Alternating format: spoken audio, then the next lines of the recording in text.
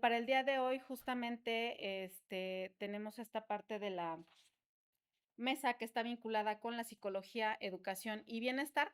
Y antes de darle paso a los ponentes, me gustaría como tener un poquito de contexto con algunos datos que creo que son importantes en torno a la educación y al bienestar, ¿no? Por un lado, entender esta parte de cómo es que el contexto va a estar influyendo enormemente en la forma en la que nosotros vamos a percibir los rubros vinculados con la educación. Y justamente algunos datos que se me hicieron relevantes de mencionar ahorita, ¿no? Es el gasto del PIB que se le da a la educación en México, que es de un 3%, ¿no? Y las recomendaciones por organismos internacionales es de un 6%. Entonces, eso nos da como una cierta dimensión de las precariedades que tenemos en torno a la educación, no solamente a nivel material, sino el impacto que esto tiene también en el aprendizaje y en el desarrollo de los conocimientos en los diferentes niveles de educación, ¿no? Esto a su vez también va a continuar con estos elementos que tienen un impacto en la manera en la que las personas entienden en este contexto de la educación el cómo se deben de manejar en estas situaciones y los impactos que va teniendo no solo a nivel de aprendizaje, sino incluso en las relaciones interpersonales que se van desarrollando, ¿no? Otros elementos importantes también es el incremento del bullying y el acoso escolar en las escuelas, ¿no? En donde hay investigaciones de la CNDH, ¿no? Y de una institución dedicada al bullying que se llama Bullying Sin Fronteras, en donde dicen que en México 7 de cada 10 estudiantes ha sufrido bullying o acoso alguna vez en su vida. Entonces, para que vayamos viendo el impacto que tiene esto, no solamente a nivel psicológico como tal, sino en cuestiones sociales también. Y bueno, en el caso del bienestar, hay ahí dos datos que me parecieron bien importantes. Por un lado, México ocupa el primer lugar con un 67% de personas trabajadoras que consideran que México está prosperando, ¿no? Cuando nos comparamos con otros países en esta encuesta que se hizo, estamos por encima de Alemania, Italia, Francia, Reino Unido, entre otros países, ¿no? Quienes han tenido la oportunidad de viajar a esos países, pues me dirán si la forma en la que estamos viendo la prosperidad, pues influye en que nosotros evaluemos que efectivamente tenemos una buena prosperidad en nuestro país. Y hay otro dato que también considero importante, que es uno que saca el INEGI en su encuesta del Viare, en donde reporta una alta satisfacción con la vida por parte de los mexicanos.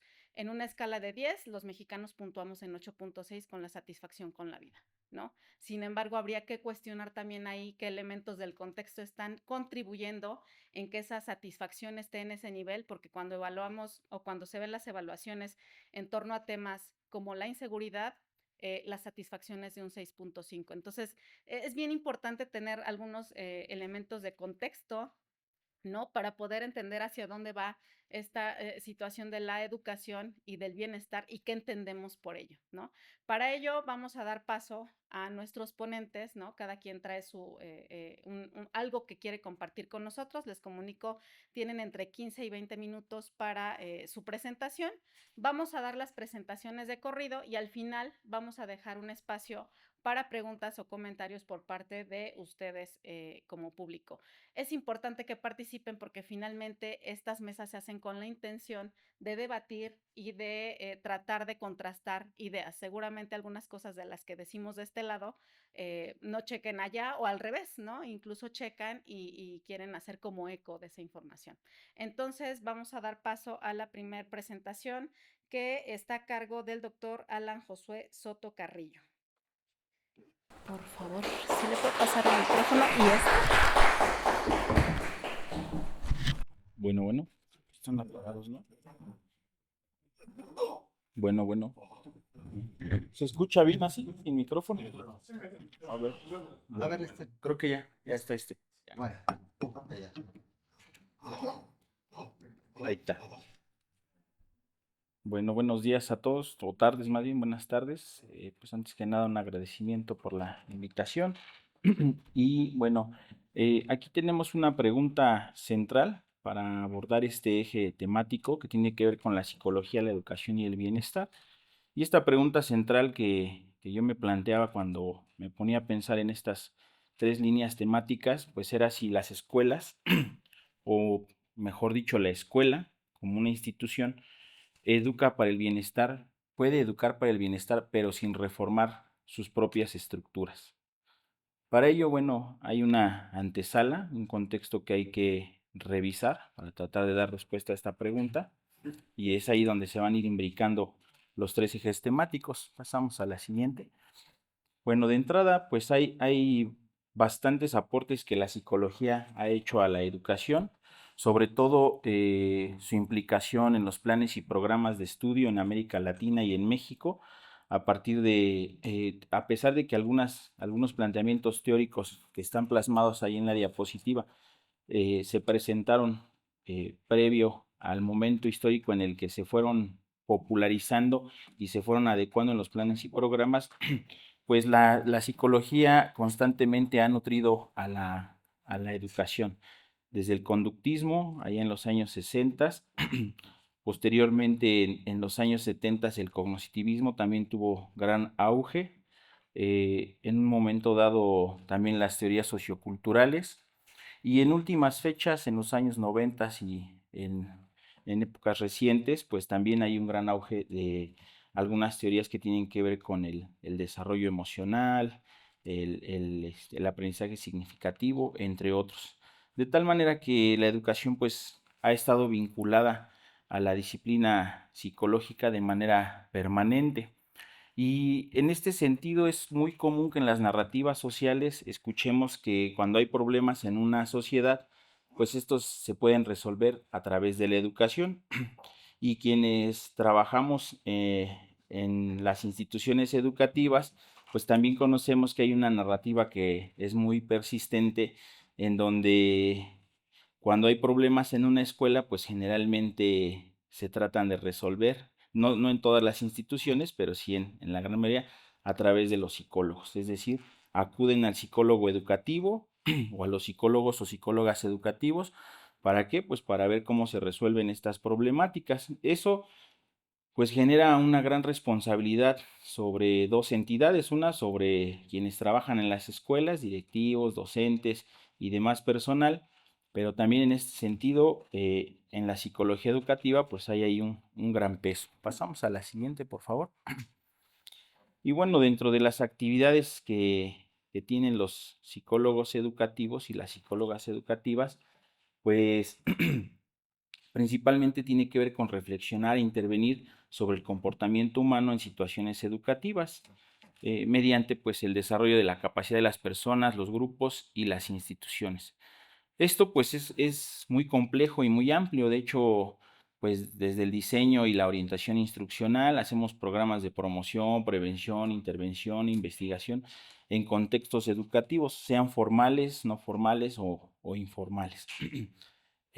También tenemos funciones de promoción que están vinculadas a la estimulación y al fortalecimiento de habilidades cognitivas. Por ejemplo, en las escuelas, cuando de repente hay altos índices de reprobación, de inmediato, sobre todo, por ejemplo, en el nivel medio superior, que es en donde yo me desarrollo, pues lo que encontramos es que de inmediato acuden con los orientadores educativos. Los colegios de orientación en las escuelas preparatorias en el Estado de México generalmente están conformados por psicólogos en su mayoría y también por pedagogos.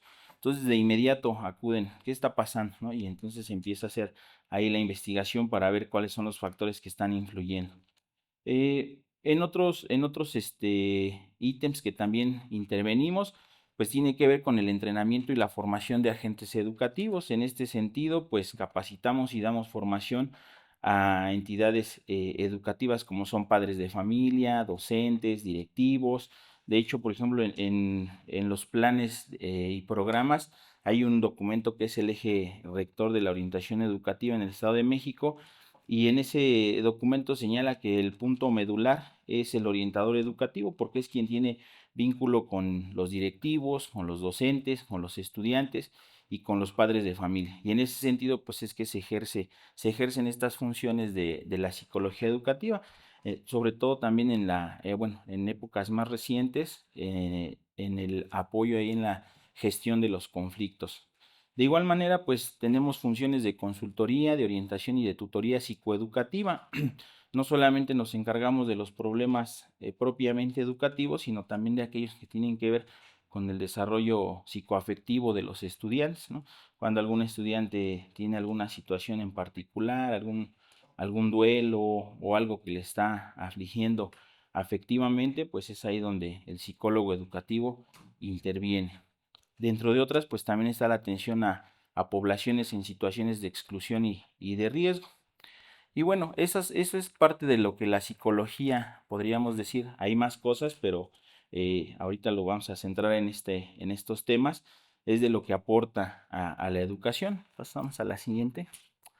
No obstante, pues el programa institucional tal y como lo conocemos, es decir, las escuelas como instituciones, pues están enfrentando un serio declive.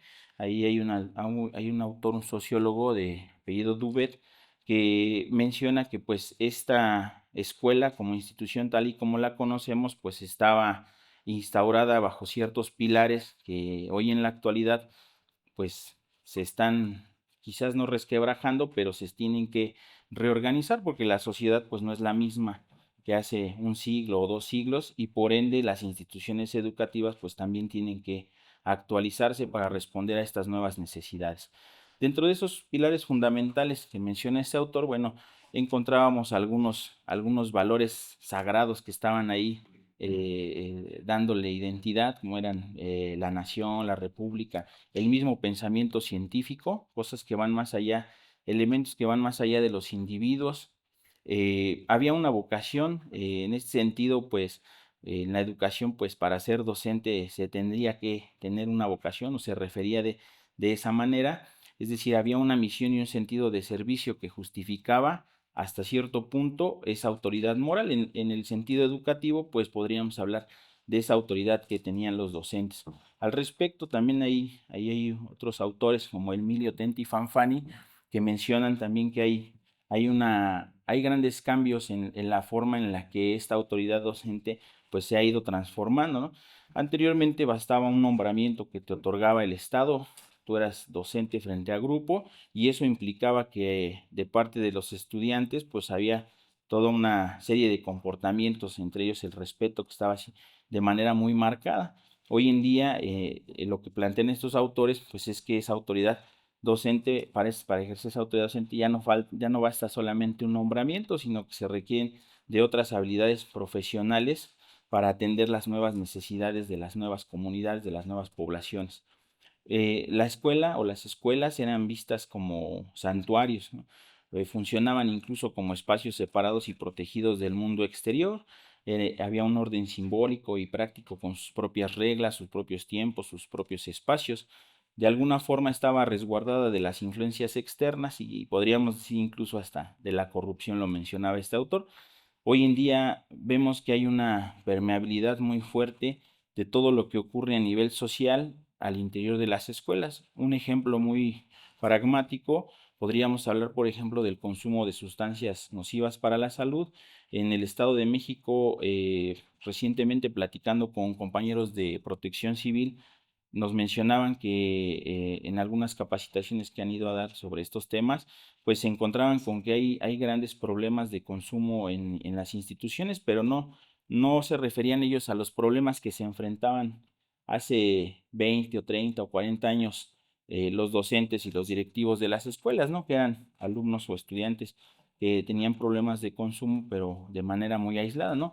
Ahora estamos frente a una situación en donde los problemas sociales pues ya han traspasado los muros de la escuela y están dentro de la escuela también reproduciéndose. En este caso, hablando de consumo, nos mencionaban 3 escuelas en particular en el municipio de La Paz, en donde son escuelas con matrículas muy amplias y en donde la problemática pues está muy, hay mucha prevalencia de estos problemas, o sea, no son cuestiones aisladas, ¿no? Entonces, lo que plantea este autor, bueno, es que estos programas institucionales pues han entrado en un declive y esto se debe pues principalmente a las transformaciones sociales en las últimas décadas, entre esos la masificación escolar, el surgimiento de individuos, sujetos más autónomos y más críticos, pero también ahí hay una fuerte influencia del mercado que de alguna manera pues ha erosionado sus cimientos, y para ello pues vamos a abordar también aquí otro tema que va de la mano.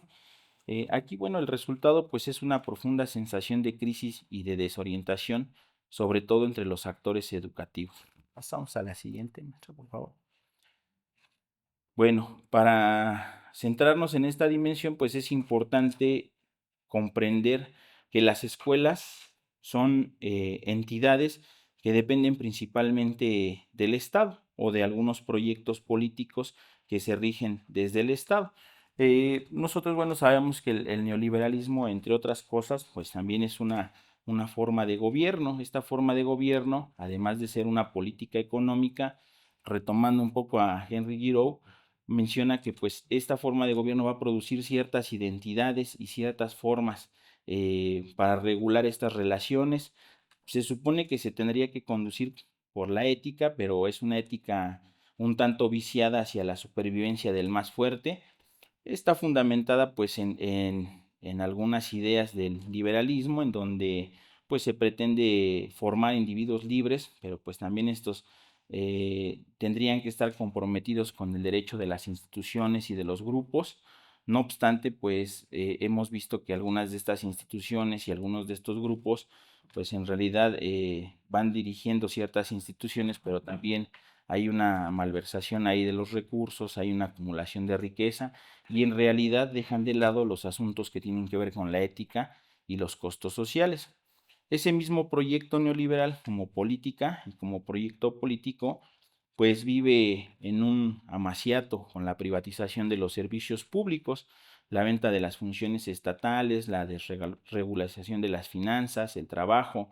Esto pues da como resultado, y aquí vamos abordando la tercera línea temática, pues una eliminación del estado de bienestar, en este caso los sindicatos, la liberación del comercio de bienes y la inversión de capital, en este caso pues extranjero, lo cual convierte a la sociedad pues en un gran mercado y en un gran comercio, pero en donde no hay estos valores de ética que se mencionaban inicialmente.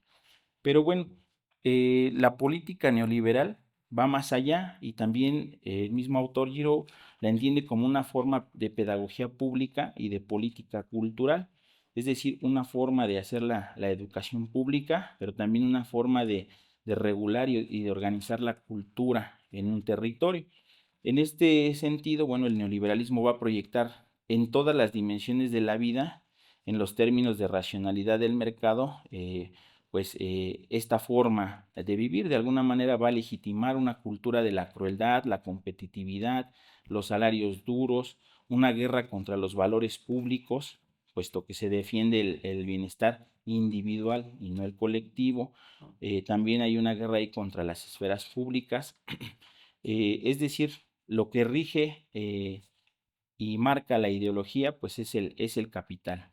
De tal forma que pues el fundamento democrático de solidaridad pues se va degradando, y pues no hay colaboración, se rompen todas las formas de obligación social.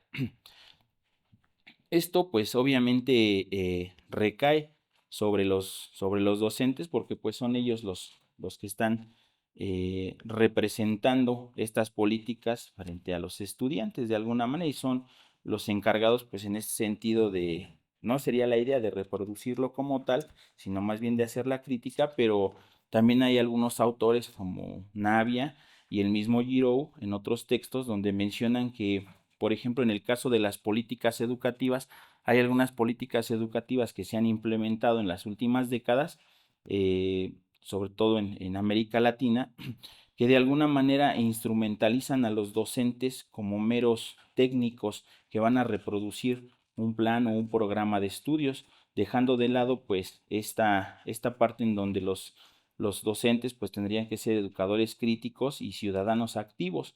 Y bueno, en estos estudios lo mencionan, ¿no? Por ejemplo, en el caso de el año 2012 al 2018, que es cuando estas políticas neoliberales tuvieron mayor vigencia en el sistema educativo mexicano en los últimos años, pues estas investigaciones entrevistaban a los docentes para conocer cómo era su sentir frente a esta implementación de políticas y efectivamente ellos decían en sus narrativas que pues, se vislumbraban reducidos al rol de simples técnicos o funcionarios involucrados en rituales formales.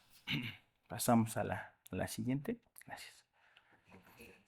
Y bueno, como les mencionaba hace un momento, pues de alguna manera se ha depositado en la psicología educativa una gran responsabilidad, al igual que en la educación, puesto que estas narrativas pues están ahí.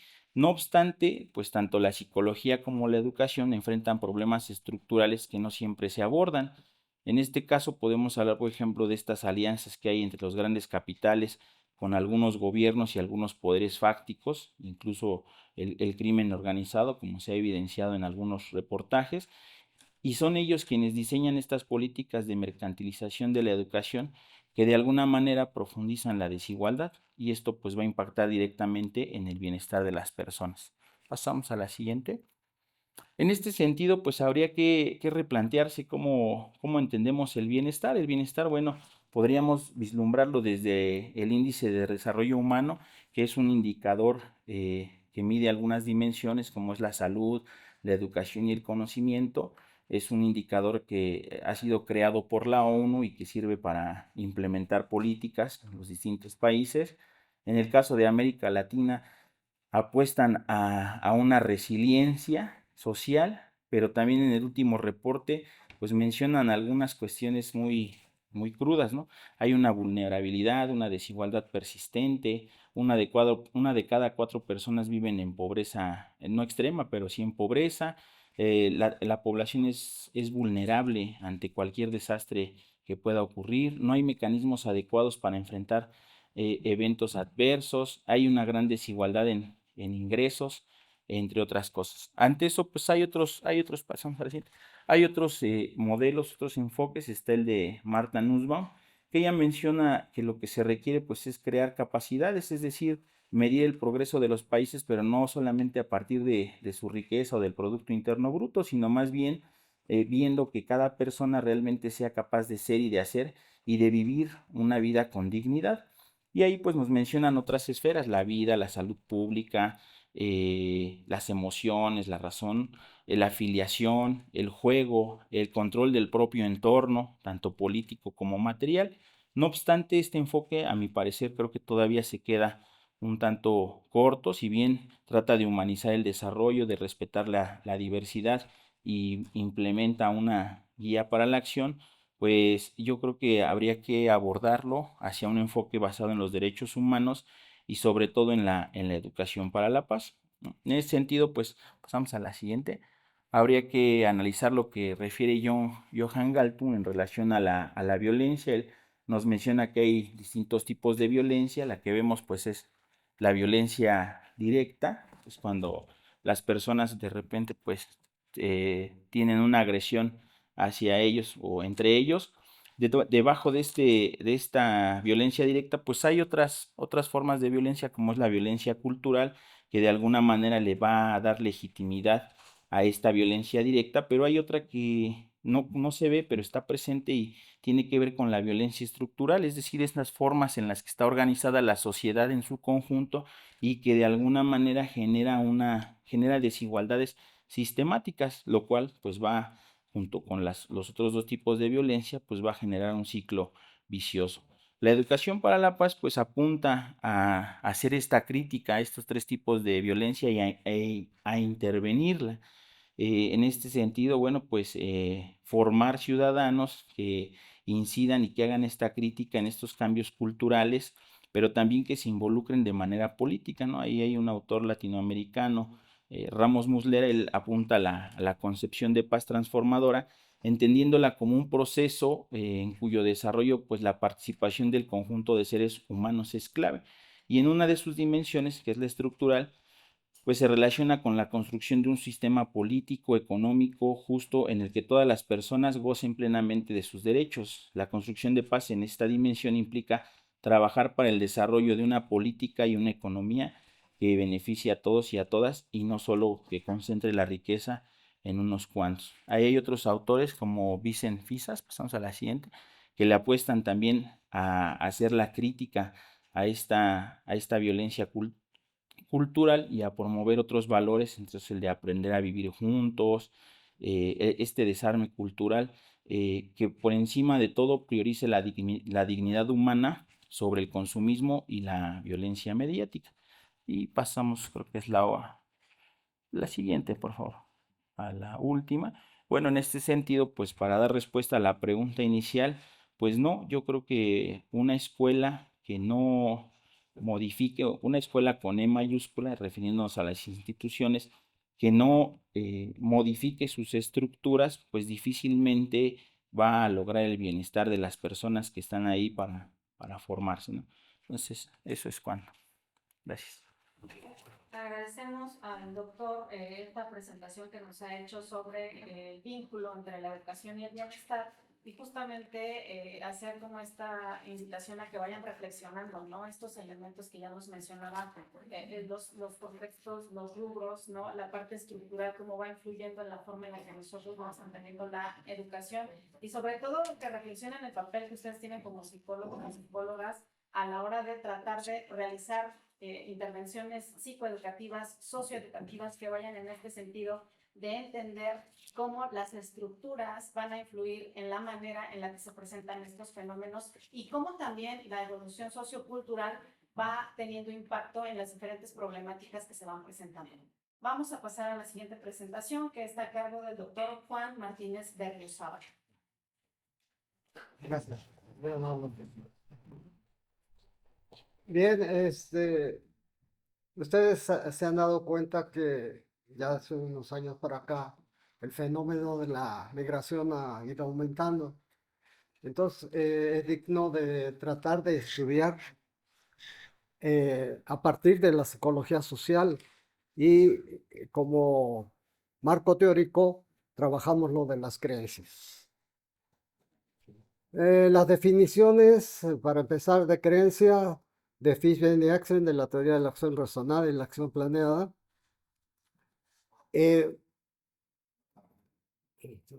Se plantea en términos de hipótesis que la gente tiene sobre los fenómenos, en este caso sobre la migración.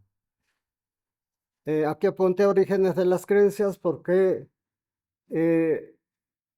esta situación, en términos, porque luego lo vamos a citar también, de la evolución humana, se dice que las creencias comenzaron en términos de la evolución humana cuando los hombres se bajaron de los árboles, se establecieron en algunas partes, dominaron el fuego y generalmente se refugiaban en cuevas por la intemperie, por los animales.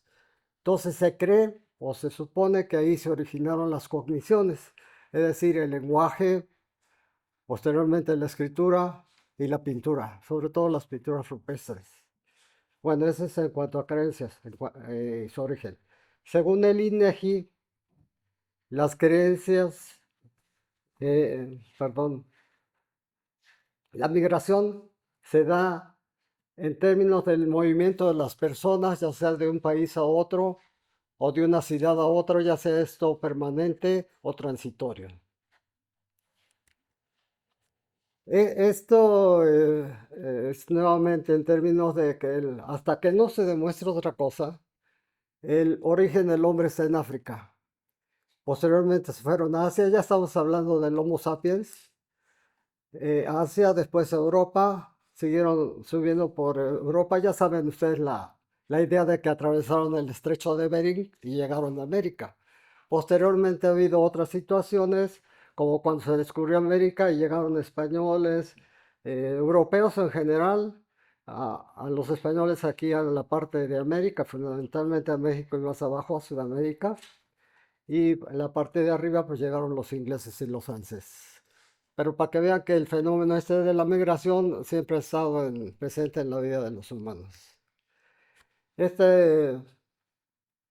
Son algunos datos en términos del porcentaje de hombres y mujeres. Hombres 30% que migran, mujeres 42% y niños cerca de un 13%. Los países con más migrantes: Estados Unidos, Alemania, Arabia Saudita, Rusia y Reino Unido. Ahí están las proporciones. Obviamente son países más ricos y más desarrollados hacia donde se mueve la gente. Los países con más migrantes, es decir, que envían más, en primer lugar está la India, después México, China, Rusia y Siria, dice acá. Y países con más desplazados internos, es decir, que se mueven en el interior de su territorio. Siria, República Democrática del Congo, perdón, Colombia, Afganistán y el Yemen.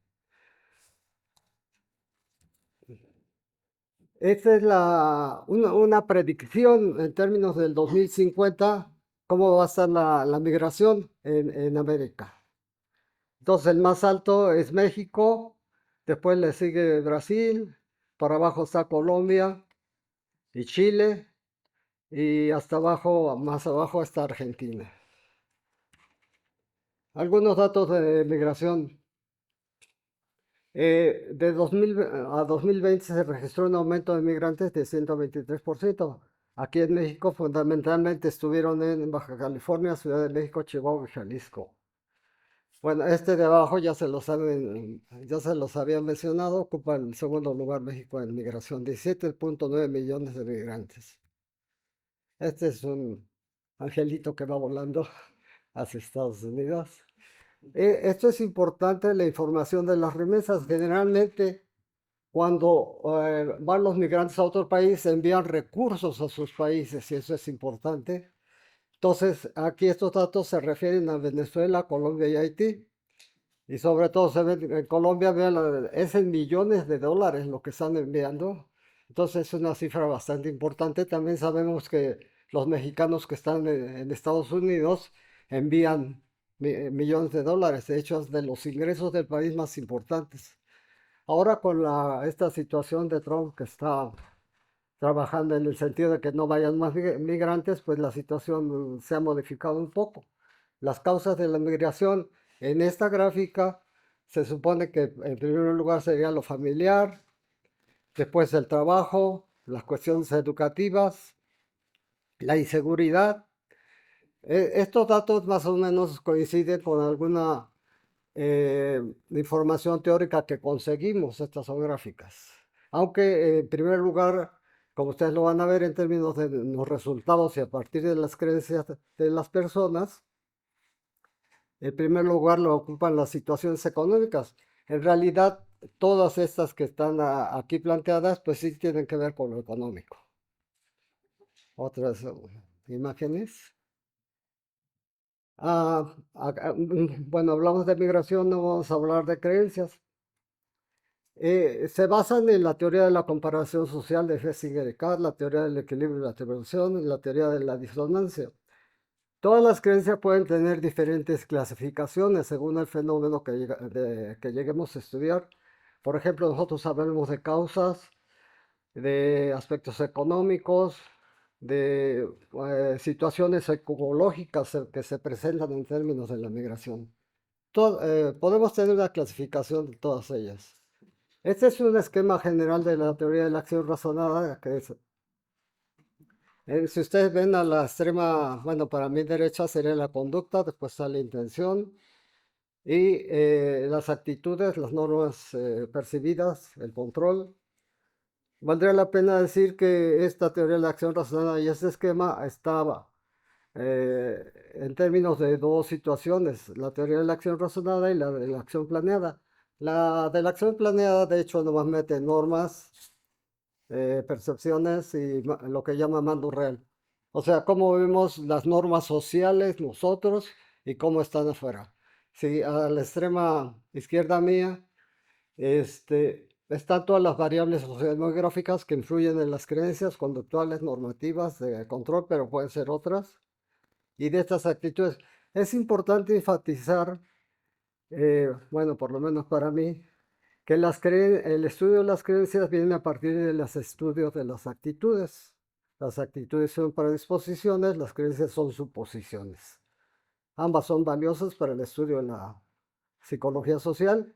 Entonces las actitudes estaban compuestas por emociones, cogniciones, que es parte de lo mismo, y la intención conductual.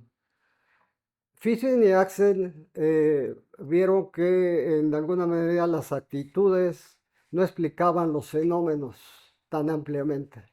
Entonces prefirieron retomar un aspecto referido solamente a las cogniciones, que estas son las creencias. Este es el planteamiento del problema, son cinco preguntas. En realidad y en esencia sería la relación de las creencias con las variables sociodemográficas, con esto sería en términos de la migración, las causas, las soluciones, los aspectos positivos de la migración y las repercusiones negativas hacia mujeres y niños fundamentalmente. Entonces, otra vez creencias y una pregunta que hacemos a las personas es cómo lo ven a un año, se aumenta, disminuye o va a permanecer igual. La otra pregunta que les hacemos es si han tenido contacto con migrantes, cerca del 60% lo ha tenido. Esto es bastante interesante porque a la medida que la gente ha tenido contacto con por lo menos checan las cifras, con los migrantes, tiende a pensar en que les va a dar ayuda. De hecho, son semejantes las proporciones. La posibilidad de proporcionar ayuda a futuro se presenta en este caso porque si bien no tenemos una conducta como tal, en términos de migración sí tenemos intenciones y las intenciones de alguna forma representan, diríamos, casi la conducta. Esta ya es la parte metodológica, las dos primeras partes son las definiciones que les di, otras variables ya se las mencioné, que permanezca igual en un año, cambie, proporcionar ayuda, ayudar a tener contacto con migrantes. Todas las variables fueron medidas con un instrumento que hicimos, el cual costó de variables sociodemográficas, una escala de creencias en términos de soluciones y de alternativas y de beneficios de la... Y las otras son las variables estas de aumento, contacto, proporcionar ayuda. La población fueron estudiantes de FE Zaragoza y público en general, le llamamos, la muestra no probabilística por cuota. Fueron 560 sujetos, 260 alumnos y 292 de población general. Esto de los instrumentos se los acabo de platicar. Se aplicó mediante el Google Forms. La pandemia nos enseñó mucho, como no podemos tener contacto con la gente, pues con Google Forms se puede. Y es más fácil, se tienen los datos, se vacían y se analizan en el SPS. Los análisis de datos fueron en general, la revisión está en términos de frecuencias y porcentajes, principalmente las sociodemográficas. Se obtuvo la validez y la confiabilidad de la escala. Se hizo una correlación entre las variables y otras variables también. Y se realizó un análisis inferencial mediante prueba TEA-NOVAS y análisis de regresión. Estas son algunas de las variables sociodemográficas. No tiene mucho sentido que les platique de cada una de ellas, pero ahí están. Esta es la confiabilidad de la escala. En general sacó .94 de los 40 reactivos más o menos que son. Y después viene la validez. Salieron 5 factores. Y ahorita les pongo los nombres. El primer factor, que es el más importante según esto, son las creencias económicas y familia. Vean que coincide con la situación esta que decía que la familia es una de las causas más importantes para la migración, pero aquí salen también las cuestiones económicas. Y de hecho, de las teorías que hablan acerca de la migración, la mayoría coincide en que lo económico es fundamental. Lo otro se refiere a mujeres, niños y aspectos psicológicos, y es en el sentido de, sobre todo en las mujeres que sufren violencia, abuso sexual, explotación laboral, la situación esta racial, el secuestro infantil, la trata de blancas, el abuso sexual de niños, el trabajo infantil, los problemas psicológicos como angustia, estrés crónico y ansiedad. Estos son datos teóricos pues, que existen. Las causas de la migración, las guerras, las persecuciones, además de lo económico en la familia, las políticas de problemas de vivienda, como situación de psicológica, la tristeza, y cómo se puede solucionar mejorando la seguridad y evitando la violencia. Se debe a, este factor se considera que la migración se debe a transformaciones sociales, falta de recursos naturales, catástrofes, y se puede solucionar pues eh, solucionando situaciones de medio ambiente, sobre todo las referentes al cambio climático. ¿Qué beneficios aporta la migración? Las remesas, como ya habíamos mencionado, las perspectivas educativas, tienen mejor educación, el intercambio cultural entre los países que se relacionen bajo esta situación, la mano de obra barata, y también para países, ustedes saben que muchos países ya están envejeciendo, los europeos casi no tienen niños, entonces llega muy bien que llega gente joven. Además, algunos mencionan esta cuestión de la consanguinidad, ¿no? Y el problema de las enfermedades. Todo esto, según este factor, puede mejorar este enojo, yo diría que tanto en ellos como en los a donde reciben, y el país de llegar. Esto de la situación de que, regresando un poquito, a, a los países desarrollados ya se presenta históricamente, por ejemplo, con el Imperio Romano, con el Imperio Otomano, etcétera. Generalmente las personas tienden a irse a los lugares donde están mejor económica y socialmente, ¿sí? Entonces, según la versión marxista, sería que el proletariado se mueve para donde hay trabajo. Estos son los nombres de los factores otra vez, la varianza explicada, o sea, ¿qué tanto se dice acerca de esto? El total de la varianza, o sea, lo que se explica es el 54.686 finalmente, el alfa de cada uno, en general fue de 94, para cada uno 90, 92, etc. Y el número de reactivos, ahí está planteado, en total 36. Ya que tenemos los factores, hacemos una correlación entre ellos y vean que todos son significativos. Esto habla bien en términos del instrumento, de hecho ya se vio en términos de la validez y la confiabilidad. Hay relaciones significativas entre todos ellos. Esta es una repetición en parte del anterior, si ustedes se fijan, los primeros 5 que se correlacionan y después con edad 2, hijos 2, grado de religión, esta idea de si no hay aumento disminuye y la ayuda a migrantes. Dice edad 2 y hijos 2 porque se recodificaron las variables nuevas como originalmente habían quedado. Ya tratamos de aplicar una prueba T clásica, diría yo, en términos de las diferencias de creencias entre hombres y mujeres. Ahí se ven. Sin embargo, la prueba T esta no salió, pero si se fijan en las medias más bajas, en todos los casos, salvo en beneficios, son de las mujeres. ¿Esto qué nos está implicando? Que las mujeres tienen más aceptación o más creencias en términos de lo económico, en términos del daño hacia mujeres y niños, en términos de las causas y en términos de que se debe a problemas estos de medio ambiente fundamentalmente. No salieron diferencias significativas, pero sí se ve en términos de la diferencia entre las medias y las mujeres están diciendo algo diferente. Estas son las ANOVAs que se hicieron, los que salieron fundamentalmente fue el estado civil, ocupación, el grado de religión, la escolaridad y la...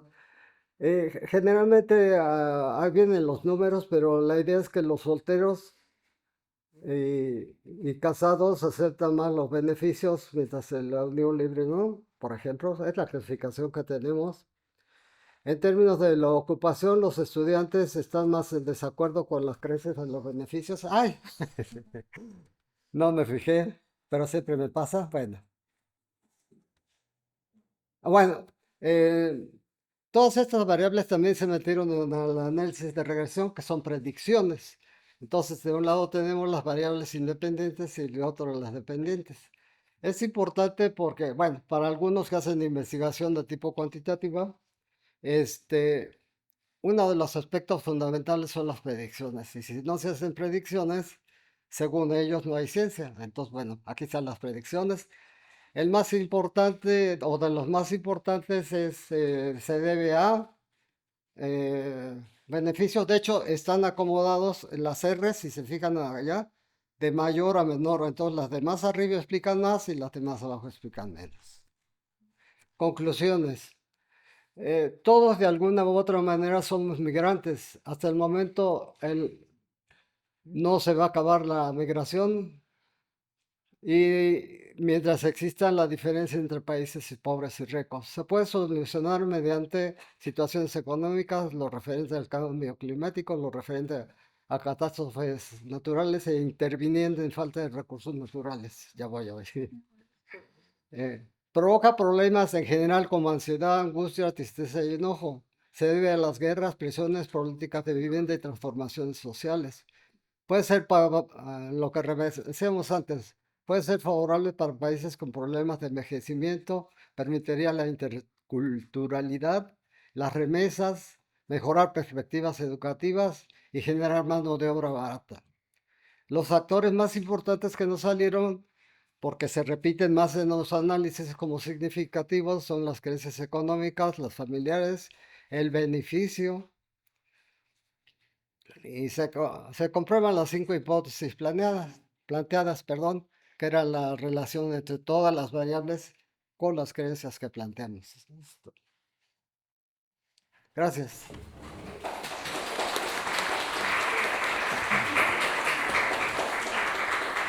Agradecemos al doctor Juan Martínez Berriozábal por su presentación y bueno, nos deja como datos importantes sobre las creencias que tienen las personas, o tenemos las personas para movernos de nuestro lugar de origen. ¿Qué hay detrás de nosotros querer estar en un lugar diferente? ¿No? Ya por ahí nos hablaba de creencias que tienen que ver con la familia, que tienen que ver con el dinero, pero también elementos importantes que mencionaba sobre la seguridad y la violencia, ¿no? Que son aspectos que en la actualidad, desafortunadamente, en nuestro país, en diferentes estados, están permeando mucho el hecho de que algunas personas estén o estemos considerando movernos de nuestro lugar de residencia por estas cuestiones de, que están generando, pues, hasta cierto punto, no un bienestar, sino un malestar dentro de la población. Gracias, doctor. Y damos paso a la siguiente presentación, que está a cargo del doctor Miguel Ángel Jiménez Villegas. Muchas gracias, muchas gracias. Hola chicos, buenas tardes a todos. Antes que nada agradecer al comité que me aceptó la propuesta y que me invitó pues hasta cierto punto. Bueno, efectivamente este tema psicología, educación y sociedad pues es un tema interesante, complejo e interesante. Yo voy a abordarlo desde una perspectiva quizá un poco distinta de la que lo abordaron los compañeros que me antecedieron. Sobre todo porque hace 8 días el doctor Raúl Rocha, cuando inauguró esta, estas mesas redondas, dijo algo interesante y que yo comparto con él. La escuela y sobre todo la carrera de psicología es un espacio para ciudadanizar, para formar ciudadanos. En ese sentido, y de acuerdo a algunos autores como Sergio Tamayo, menciona que la ciudadanía no solamente es un proceso de identidad, sino también es un espacio en donde se puede ejercer o se puede agregar la exclusión, la resistencia y por supuesto la transformación. La escuela es un espacio de transformación. En ese sentido, pues hoy voy a hablarles un poco de lo que algunos autores mencionan como la arquitectura del vínculo pedagógico, es decir, cómo pasar de la teoría afectiva a la práctica en el aula. La que sigue, por favor. Bien. eh, Regularmente en entornos escolares hablamos de éxito o fracaso en cuanto a números se refiere. Básicamente hemos aprendido de manera tradicional, pero quizá errónea, que eh, la calificación, que no la evaluación, pues nos da una sensación de éxito o fracaso de acuerdo a si va hacia arriba del 5 pegado al 10 o si va del 6 pegado hacia el 0, pues, ¿no? Pero no es justamente ni es lo ideal. En ese sentido, autores, sobre todo como Pianta, Rorda y Hamre, mencionan que este éxito psicoeducativo solamente es un predictor de lo que se puede hacer en cuanto al ajuste escolar. Eh, y entonces tenemos aquí esta parte que les mencionaba acerca de la arquitectura. Cómo ir diseñando que la escuela, es decir, el contexto escolar, pero sobre todo el contexto áulico, sea un lugar de transformación.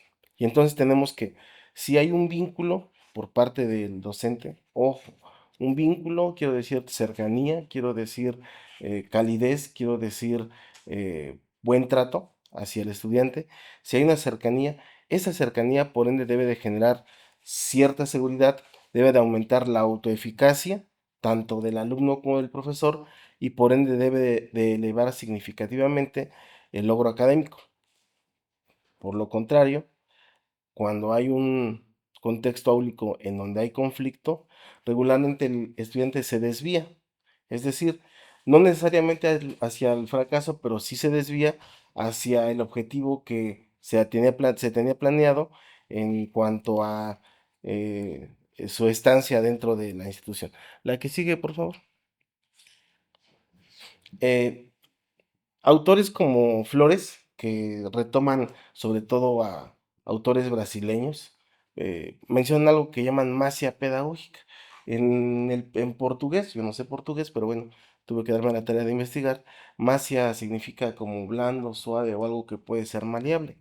Y entonces en esta cuestión pedagógica, algo que puede ser maleable o que puede modificarse, hay un problema ahí justamente, o sea, es tan maleable o es tan blando que el vínculo pedagógico regularmente puede pasar de la operatividad a la ambigüedad y viceversa.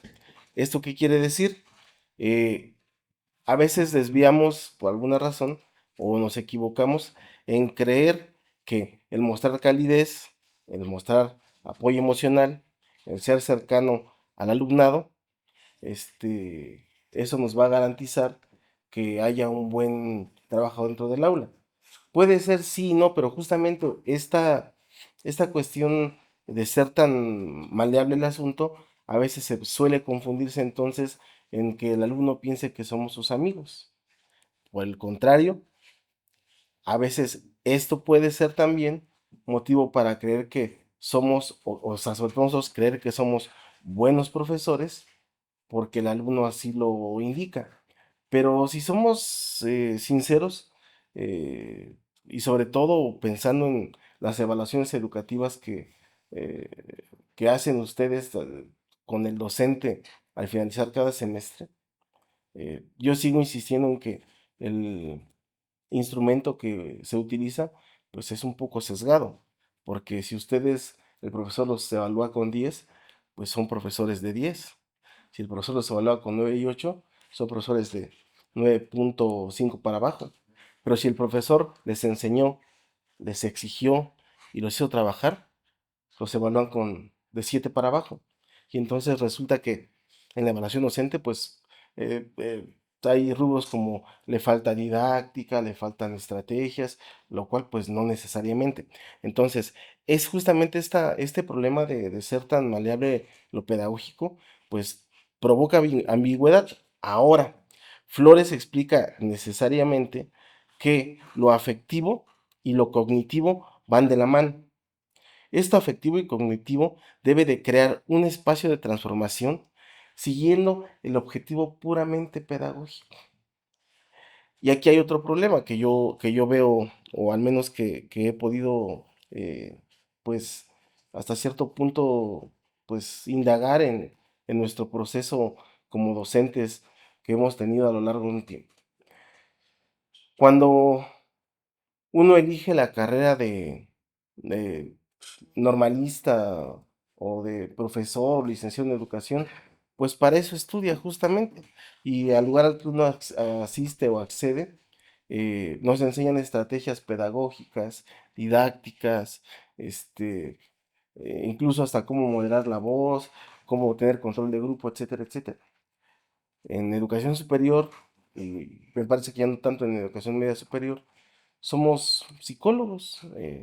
Aquí los cuatro que estamos tenemos de licenciatura, los cuatro, bueno, más los profesores que nos acompañan, tenemos de licenciatura la carrera de psicología y sobre la marcha hemos ido formándonos de manera, o hemos hecho formación docente.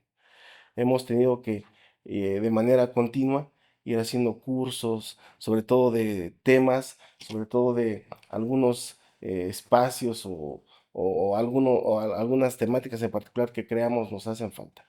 Es decir, somos profesores porque nos hemos ido formando como profesores, pero de hecho, pues somos licenciados en psicología con maestrías o doctorados que a veces son muy ajenos a la educación.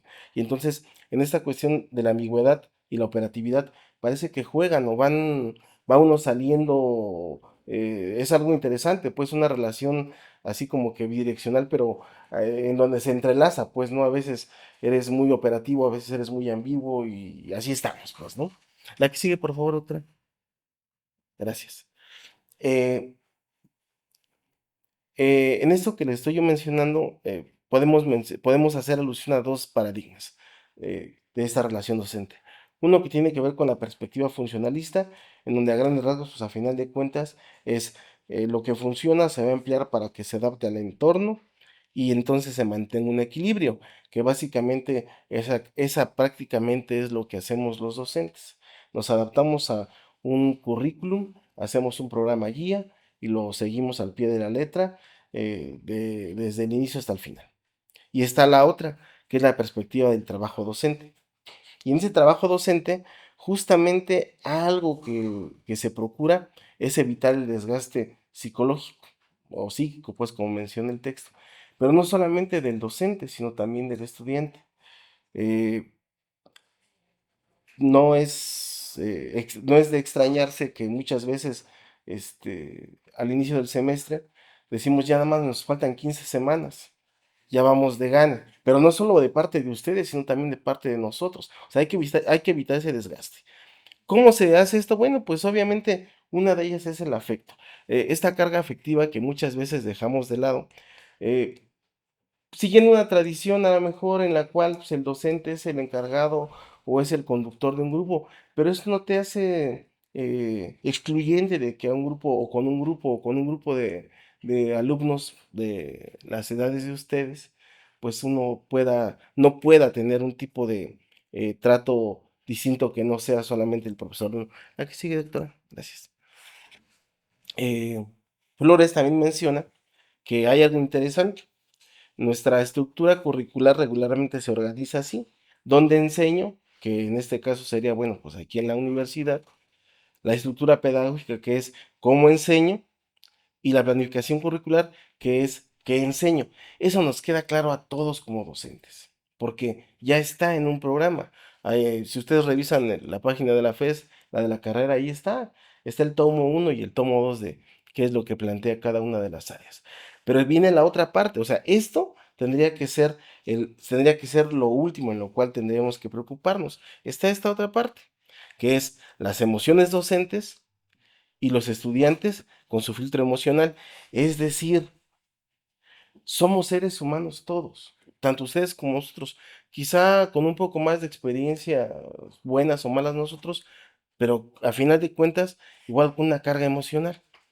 Entonces, mientras esto vaya de la mano y entendamos, pues, que la carga emocional por parte de un grupo o en un grupo es importante saber sobrellevarla, esto último que es dónde, cómo y qué enseño, sería lo menos que tendríamos que preocuparnos. Por favor, doctora, la que sigue. Eh, Hay algo interesante que mencionan estos autores que tiene que ver con la anatomía del vínculo transformador. Y entonces, resulta que, casi haciendo alusión a los estilos de crianza, el profesor pasa de directivo a cooperativo y de cooperativo a directivo, de democrático a cooperativo, la mayor parte del tiempo. Y en ese sentido, pues aquí la pregunta que tendremos que hacernos es, y en ese entrar, salir y entrar, ¿dónde se sitúa el profesor? ¿En qué momento puede estar o sea, puede lograr esto que se llama el vínculo transformador? Y bueno, Pues aquí justamente en este apartado que yo menciono como la arquitectura, el docente tiene que ser el arquitecto, el que diseñe, el que diseñe qué va a hacer dentro del aula, el que sepa cómo va a ejercer la autoridad, pero no solamente a través de la disciplina a veces impuesta por te voy a dejar más tarea. He tenido la oportunidad, o tuve la oportunidad algún tiempo durante más de 10 años, estar en el diplomado de formación docente para profesores de toda la universidad. Y había casos interesantes, como por ejemplo, eh, alguna vez una profesora de Prepa 2, no recuerdo su nombre y si me acordaba no lo diría, en el que decía, pues dejémonos de cuentos, me dijo, Miguel, déjate de cuentos que es el constructivismo, es tan fácil. Si un grupo no quiere echarse a andar, pues déjales 300 ejercicios, yo así lo hago, son 300 ejercicios de química del viernes para el domingo, perdón, del viernes para el lunes, y me los tienen que entregar. Yo la dejé que hablar, le dije al final, oye, maestro, una pregunta, ¿cómo le haces? Le pregunté, ¿cuántos alumnos tienes? Me dijo, son 2 secciones, son de 25 aproximadamente. Le digo, ok, ¿cómo le haces para evaluar? Son 300, de 10 son 3000, de 20 son 6000. ¿Cómo le haces para evaluar 7000, para calificar 7500 ejercicios? Ahí dijo, no, no, no, no, yo nunca dije que los iba a calificar. Si yo les estoy diciendo que les dejen 300 ejercicios, es para que ellos aprendan que yo soy la que mando. O sea, esta cuestión que hablamos de la autoridad, no es la autoridad solamente por una cuestión disciplinaria y de ejercer mi poder, es una autoridad a través del dominio técnico, es decir, de lo que yo sé, de hacer que el alumno se sienta pertenecido a la clase, que diga, ese es mi profesor y la verdad es que sí sabe. Además, que sepa que lo que produce o lo que se produce en el aula es equitativo, que es justo y no el clásico de, bueno, es que como es el que me carga la mochila con el proyector y el que trae los pintarrones que ya me acabé, pues es el que tiene un punto más. No, no, no necesariamente. El profesor debe ser el arquitecto, pero además de lo que les he mencionado, debe estar en contacto emocional docente constante, perdón. Eh, Me parece que, sobre todo, y aludiendo a lo que decía el profe Juan, después de la pandemia hemos tenido, o se ha incrementado, pues, o los casos de ansiedad dentro de los grupos, sobre todo en los primeros años, si el primer, segundo semestre, tercero, cuarto. Digo, aquí está el profe Omar, que no me deja mentir, que tenemos que atender por lo menos a la semana 1 o 2 casos de problemas de ansiedad de chicos en las aulas. Pero ¿qué pasa ahí? O sea, ¿por qué el profe no fue capaz de darse cuenta a lo mejor de que lo que estaba haciendo provoca o hace que los chicos caigan de repente un estrés constante hasta que detonen ansiedad? Bueno, pues es que justamente eso. Si hay este contacto cercano, y no quiero decir físico, este contacto cercano a través de la palabra, pues se podría lograr. La que sigue, otra, por favor. Gracias. Eh, Este mismo autor Flores menciona el doble motor del feedback o de la retroalimentación. Es decir, el docente debe de estar en constante interacción con el alumnado, sobre todo para desarrollar o para establecer y mantener el autoconcepto y que a su vez esto haga que se alcancen las metas. Y obviamente esto se va a hacer a través de los mensajes de elogio o de aliento, como cuáles, por ejemplo. Pues bueno, eh, regularmente nosotros lo que hacemos es hacer mención a lo que está mal el alumno, pero no hacer mención a lo que hizo bien. A veces es más fácil o no sé si pensamos que sea más pertinente. Y también a veces lo que hacemos, muchas veces, es eh, dar instrucciones, o sí, dar instrucciones sobre todo de qué es lo que se tiene que hacer en una tarea, pero nuestras instrucciones a veces son un poco ambiguas. Nos ha pasado, digo, a mí me pasa como docente que les digo, pues, ¿qué te dije? ¿No? Y me dicen, pues, lea lo que nos mandó por correo. Digo, sí, cierto, ni yo le entiendo, ¿no? Por ejemplo. Entonces, es un mensaje de aliento o de elogio y un mensaje instructivo. ¿Cómo es esto? La que sigue, por favor. Aquí tenemos, por ejemplo, algunos. El procedimiento del trabajo, la participación de clases y la capacidad específica. Estas 3 categorías van a provocar que haya sobre todo eficacia dentro del aula. En el procedimiento de trabajo, regularmente lo que hacemos es, pues, dar lo que todavía en la década de los 90 que yo estudié, decíamos reforzamiento positivo. Excelente, muy bien, bien trabajado. Así es como debe de ser. Perfecto. La participación en clase, por ejemplo, muy bueno tu comentario o interesante, alguien tiene otra duda, y no descalificar, por ejemplo, y la otra, la capacidad específica, ¿no? Perfecto, lograste identificar cuál era el meollo del asunto. Por ejemplo, la que sigue, por favor, doctora. Y para eso tenemos algunas reglas prácticas. Una de ellas es el lenguaje positivo. Y en ese lenguaje positivo lo que necesitamos es indicar exactamente qué es lo que hay que mejorar en lugar de recalcar lo que el alumno ha hecho mal. Eh, es complicado. Nosotros muchas veces eh, mencionaba, se me va el nombre del autor, mencionaba un autor es de Durango él, regularmente nos vamos o trabajamos de acuerdo a lo que tenemos nosotros, pues ya como impronta, es decir, así como fuimos formados, es la misma forma en que vamos a estar trabajando con los alumnos. Y pues regularmente uno se acuerda que el profe te dijo que habías hecho mal, pues repites el mismo patrón.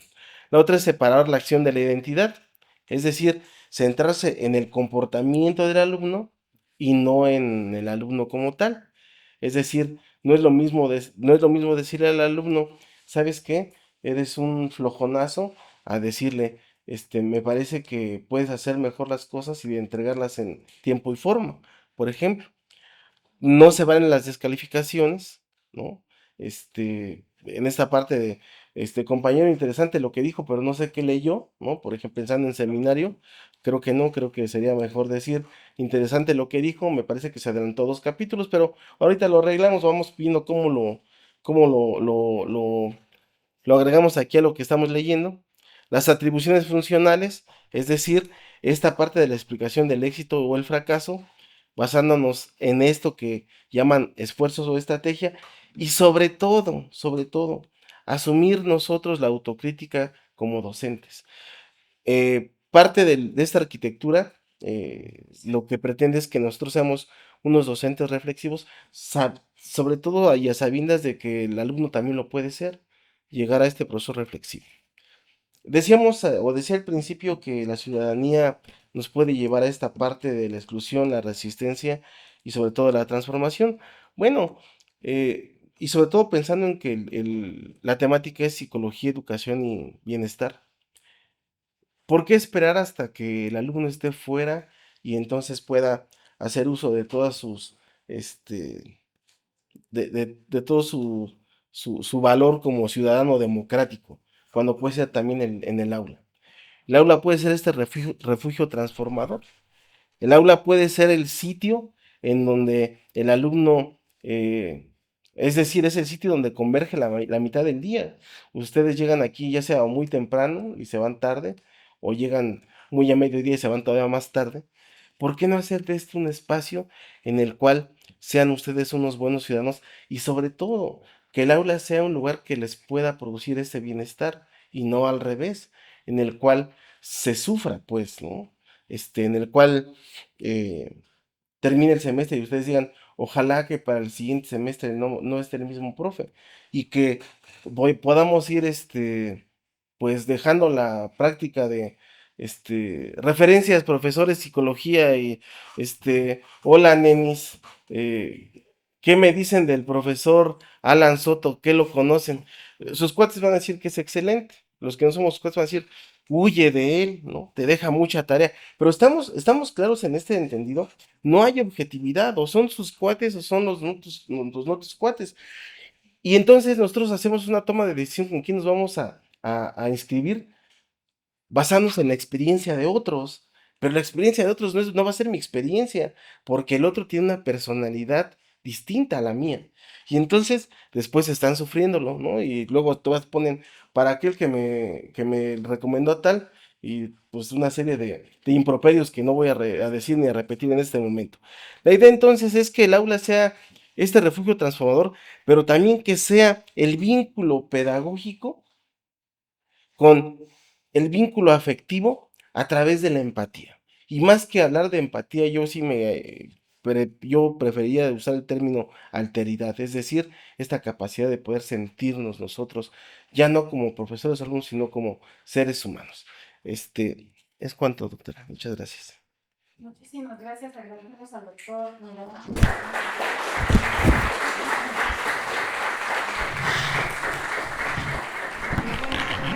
Su presentación refleja un poco este lado de lo que es la educación, ¿no? Esta importancia de entender que la educación no solamente es parte de los profesores, sino que también depende de ustedes como estudiantes. Y en ese sentido, apelo a sus comentarios, participaciones, preguntas sobre la mesa del día de hoy. Creo que las tres presentaciones nos dan información bastante importante sobre los elementos estructurales y el contexto que influyen tanto en cómo percibimos el bienestar y la educación. Entonces, chicas, chicos, preguntas, dudas, comentarios, quejas, sugerencias. Es un momento, no desperdicien estos espacios que son para ustedes. Buenas tardes. Qué bueno que dejaron esta última imagen. Yo más enfocado a la clínica, estaba pensando cuando leía, ¿será válido poner juntas las palabras refugio y transformación? Porque un refugio, pues conceptualmente, ¿qué es? Lo que nos protege, ¿no? Lo que no cambia para protegernos. Transformación es conceptualmente distinto, es más contrario. Y ahora, ¿el aula puede ser un refugio? Yo creo que no. Porque exactamente vamos a pensar de una manera tradicional. Si un padre manda a su hijo o hija a educarse, no es para que se lo devuelvan igual, ¿verdad? Algo debe cambiar. Y si ese agente realmente es el docente, pues no creo, ¿verdad? Realmente el agente de transformación debe ser el plan de estudios. Digo, basado, ¿verdad?, en la psicología educativa.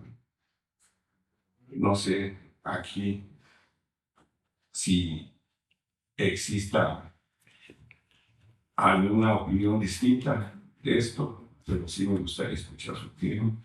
Más una pregunta, un comentario también. Bueno, creo yo que en el aula los docentes juegan un papel muy importante al momento de educarnos, al momento de enseñarnos, de guiarnos a ser profesionales. Sin embargo, creo que precisamente hay varias situaciones que pueden llegar a, pues, perjudicar a los docentes, porque al final de cuentas son humanos, se sienten, pueden llegar a tener un mal día.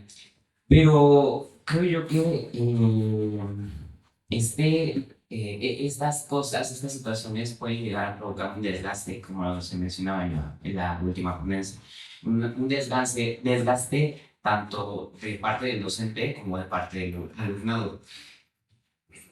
La pregunta más la pregunta es ¿cómo se puede evitar este desgaste de ambos lados? Y pues más que nada, yo sí considero, no por contradecir al profesor que acaba de plantear su comentario, yo sí considero que la aula puede ser un refugio transformador, porque al final de cuentas creo que un docente, nos podemos apoyar en los docentes, nos podemos sentir seguros al momento de preguntarlos, así, al momento de guiarnos con ellos, de acudir a ellos, al momento de quitarnos las dudas. Y esta forma de apoyarnos en estos docentes, pues nos va a ayudar a crecer, a ser más profesionales, a formarnos para lo que nosotros queremos formar en el futuro, profesional, sea licenciado en psicología, ya sea en la licenciatura o en algún futuro. Entonces, pues yo sí considero que pues puede ser un refugio, sin embargo, depende mucho también de la disposición y el cómo el docente tenga este acercamiento hacia los alumnos. Agradezco mucho la mesa de discusión porque creo que es un tema bastante prioritario ahorita en estos tiempos de bienestar, en estos campos educativos, y no solamente desde afuera, sino también desde dentro, desde las aulas. Eh, Efectivamente, yo también pienso que la escuela puede ser un refugio, el aula puede ser un refugio, pero también puede ser lo contrario, ¿no? Puede crear muchos problemas que no nos ocasionan bienestar, por supuesto, tanto a docentes como estudiantes.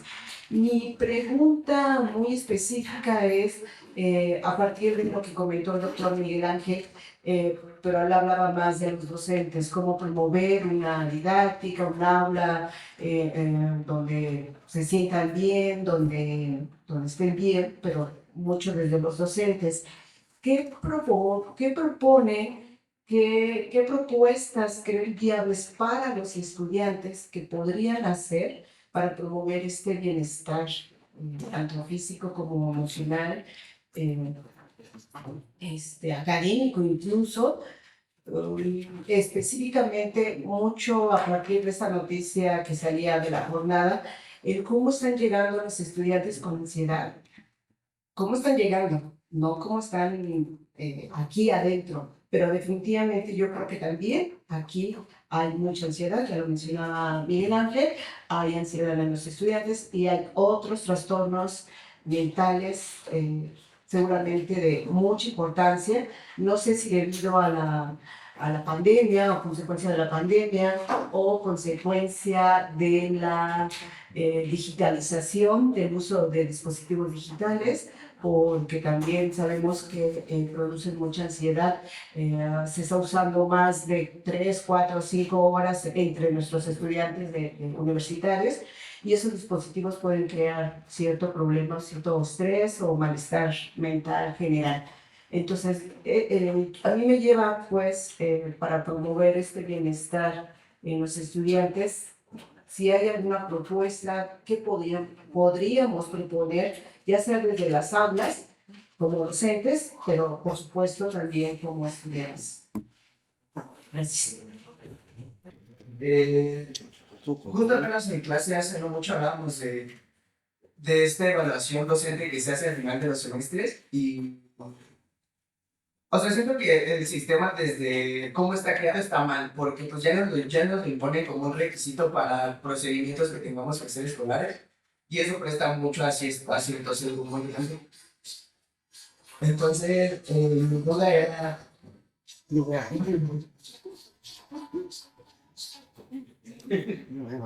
usted cómo podría hablar de una forma más tal vez objetiva de evaluar a alguien como buen profesor, y qué sistema podría ser adecuado para poder evaluarlos también. Bueno, ya voy a tratar de dar respuesta a los comentarios que bueno, aquí se vertieron. Bueno, efectivamente, la tradición escolar y pedagógica nos hace mención que el plan de estudios como tal, es decir, el currículum, lo es todo.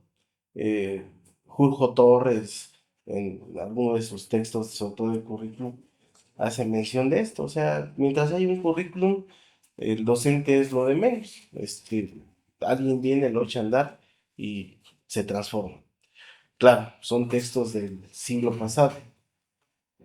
Jamás nos imaginamos ni nosotros, ni Julio Torres, ni Kemis, que son digamos que los fuertes en cuanto a currículum, que la sociedad iba a cambiar, y sobre todo a pasos agigantados con, de repente, estos cambios tecnológicos y esta sociedad de la digitalización o sociedad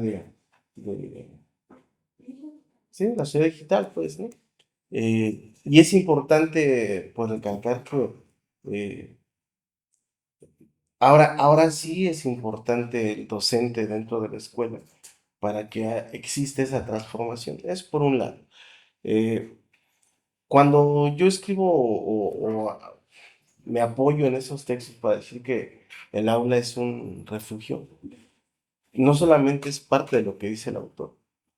Yo tengo la mala costumbre a veces de, entre tema y tema, pues con los chicos dialogo o de repente, pues se desvían un poco del tema y entre que los aterrizo a lo que estamos, surgen algunos temas y algo que me mencionó un chico hace no más de 3 o 4 semanas, dijo que este año, particularmente este año en educativa, la escuela, el aula, dejó de ser un lugar seguro para él porque había estado en la etapa básica y había estado en psicología social y de repente salir de la escuela, seguridad de la escuela, irse a prácticas supervisoras clínicas, le dio un giro total y decía entonces lo que yo creía que era un espacio seguro no lo es, porque ahora me exigen algo que no me habían exigido y además pues tengo por ahí algunas dificultades con lo que me piden que entregue, que a veces no le encuentro sentido. Y entonces aquí tenemos por un lado, pues lo que él considera que la escuela ya no es, pero aparte el docente que él dice, yo no le encuentro el sentido a lo que me está pidiendo.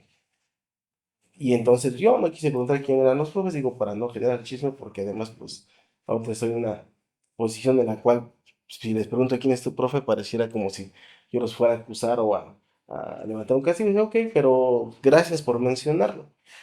La escuela entonces, el aula tiene que ser sí un refugio, pero también es el lugar en el que el alumno se sienta seguro y confortable y que sepa que lo que está aprendiendo pues le va a servir de algo y sobre todo esta parte, quitarnos la idea de que los profesores, eh, el profesor transmite, nosotros no transmitimos nada y es algo con lo que yo luego me peleo con los textos de educación. Transmitimos si estamos enfermos. Así, ahorita tengo yo una bronca de COVID, seguro que les transmito nuevamente el SARS-25 ya de ser, ¿no? No, nosotros compartimos. Nosotros con ustedes construimos y co-construimos algo que está ya establecido, preestablecido y que se va también formando dentro del aula. Entonces, por ahí en ese sentido, pues bueno, me parece que sí el aula tendría que ser este refugio y sí transformar, pero aparte co-construir. De lo que mencionaba Ali, este, ya no me acuerdo exactamente bien qué dijiste, pero soy malo a veces para las preguntas, pero ahorita se me la sí, pero ¿Qué se propone para los estudiantes para promover, no? Para que hablaste del desgaste, sí, claro. De ambos lados. ya hemos- Sí, y esa es una, bueno, déjenme decirles que dentro de esto que le llaman desarrollo educativo, hay propuestas interesantes. Y una de ellas es, el profesor no puede ser tan directivo todo el tiempo porque va a desgastar al alumno. ¿Estamos de acuerdo? O sea, el profe que llega y dice, vamos a tomar clase y se avienta 2 horas de teoría, pues a la media hora tú ya estás en otra parte, ya te disociaste. Y tampoco puedes dejar que el alumno 2 horas exponga porque así está en el programa. Me parece que la manera en que podemos evitar el desgaste es saber combinar el trabajo. Ahora, nosotros al menos en la carrera de psicología, pues el sistema de enseñanza modular, pues tiene diferentes formas de trabajo de acuerdo a la unidad de aprendizaje. Este, que incluso viene marcado ahí como debería de ser, ya que cada profe haga lo que quiera de acuerdo a la tan siempre bien famosa libertad de cátedra, pues ya es otra cuestión, pero en teoría tienes que buscar tú como profe hacer las alternativas para que en esas 16 semanas que dura el semestre, pues ni te aburras tú y tampoco se aburran ellos, o sea que al final todos terminamos en paz y no en un desgaste emocional y físico. La doctora Vero había mencionado. Para los estudiantes para promover el avance. Ah, claro. Fíjate que esa sí es interesante porque mm, saben ustedes, chicos, que la carrera está acreditada y no solo una, sino pues ya son varias ya reacreditaciones que tenemos. Y un punto flaco que tenemos justamente ahora es que nos preguntaron, ¿y cómo le hacemos nosotros para elegir, para saber que hay salud mental por parte de los alumnos? ¿No? Pues no lo sabemos porque la mayor parte de alumnos que llegan a la carrera de psicología ya vienen de prepas o de CCHs, es decir, tienen un pase directo. Con todo el que les aplican el lema, ¿no? Se llama el examen médico automatizado, no nos garantiza nada. O sea, no sabemos, o sea, puede llegar un alumno de nuevo ingreso y puede parecer tan funcional y normal como los que hemos tenido a lo largo del tiempo, pero a las primeras de cambio se quiebran, pues, ¿no? Y cuando digo se quiebran, quiero decir que los encuentras temblando y con una crisis los tienes que llevar al médico. ¿Cómo hacer nosotros para detectarlos? Ah, ok, esa es otra cosa. Bueno, la facultad, particularmente COFIE, tiene varios programas que invitan a los alumnos, sobre todo que se hacen cada semana, cada 15 días o cada mes, dependiendo, justamente para tratar de disminuir el estrés dentro de las aulas. ¿Cuál es el problema? Pues como todo en la vida, sacan sus carteles, lo promueven en la página de la FES, pero es poco La afluencia. sí, la afluencia o los alumnos que asisten. ¿Por qué? Pues porque están en otra cuestión. Nosotros como profesores deberíamos de tener esta enmienda de invitarlos, que por lo menos cada 15 días que COFIE tiene estos talleres o estas actividades, deben de existir, sobre todo para cambiarle un poco el chip a lo que estamos haciendo. ¿Mm? Eso es ahorita lo que hay. Como docentes, pues yo creo que cada uno de nosotros tenemos estrategias para tratar de que el alumno, pues no se, no se vaya, por ejemplo. Es cierto. No, es cierto, tienes clase, que te vaya bien. Por ejemplo, pues, ¿no? Tú sabes que el alumno se va cuando ya se aburrió. Tú sabes que tu clase de las 10 de la mañana a las 10:20 el alumno está así, en martes, pues no debe de estar cansado. Pero quién sabe cómo estás dando tu clase para que el alumno esté así de, yéndose al, o sea, digo, yo tuve profes que le decíamos el mago de los sueños, ¿no? Porque hablaba y en cortito nos íbamos a los brazos de Morfeo. Son estrategias, pero son estrategias docentes que uno debe de ir adquiriendo y sobre todo, nosotros como docentes debemos de estar claros en que no lo sabemos todo y que la formación docente es permanente, continua, siempre, todo el tiempo. No porque tengamos un diplomado de hace 4 años, nos hace válidos para 2026. No, ya hay muchas cosas que ya han cambiado. Y entonces, esos cursos que se propone, tanto de FODE como de GAPA, pues hay que estarlos nosotros como profes, sobre todo pues en promoción de la salud y el bienestar del alumnado. Creo que eran todas las preguntas. Sí. Bueno, ya porque yo me aventaron todo el rollo a mí. Bueno, yo quisiera compartir algo también al respecto. Fíjense que si nos centramos solamente en el plan de estudios es un documento que se elabora y que tiene una vigencia durante un tiempo, pero la sociedad pues no permanece estática. La sociedad es un constante, tiene constantes cambios. En ese sentido, el plan de estudios, si bien dicta gran parte de cómo se va a organizar la vida académica en una escuela, pues también ahí hay otro elemento que tiene que ver con la docencia y que es la práctica docente.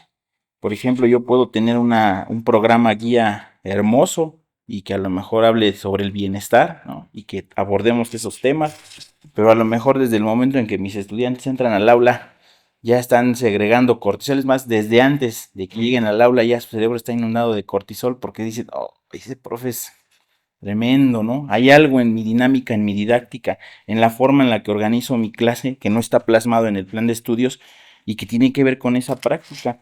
Las prácticas institucionales, pues a veces, como ya lo habían mencionado, es un derrotero. Uno se integra a la docencia y si bien tiene uno una formación en áreas alusivas a la educación, pues tendrá algunos elementos para defenderse en el mundo educativo, además de la formación constante que uno vaya, en la que uno se vaya inscribiendo o que uno vaya teniendo. Pero si no es el caso, algunos autores plantean que uno llega a la institución y pues miras cómo lo hacen los demás o recuerdas cómo fue que te enseñaron tus maestros y reproduces esas prácticas sociales porque son un camino que ya está trazado. En ese sentido, pues siempre es importante, uno, yo creo que es adoptar una actitud de humildad, ¿no? Donde pues no lo sabemos todo ni lo que hacemos hoy va a funcionar mañana porque la sociedad está en constante cambio. Y las necesidades que se tenían hace 20, 30 o 40 años eran unas y han cambiado en esas décadas.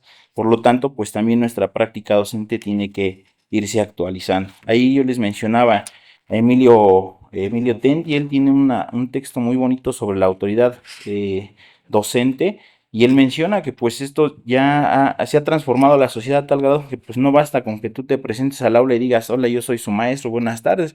Tienes que tener incluso ahí ciertas características, hasta carisma, para enganchar a los estudiantes y que se emocionen cuando están en el aula y les llame la atención lo que están aprendiendo. El mismo sistema nos está refiriendo con esta nota de la jornada, refleja la realidad social, algo está pasando en las escuelas, en las de la UNAM y en otras de donde también provienen nuestros estudiantes que ingresan a las licenciaturas, algo está pasando que llegan con ese malestar y seguramente tiene que ver pues también con las condiciones sociales estructurales que están vigentes y que generan ese malestar. Yo pienso que cómo se evita el desgaste en ambos, alguien preguntaba, pues esto tiene que ver con la transformación de la manera en la que suceden nuestras interacciones, ¿no? Ahí hay un autor muy interesante, Carlos Escliar.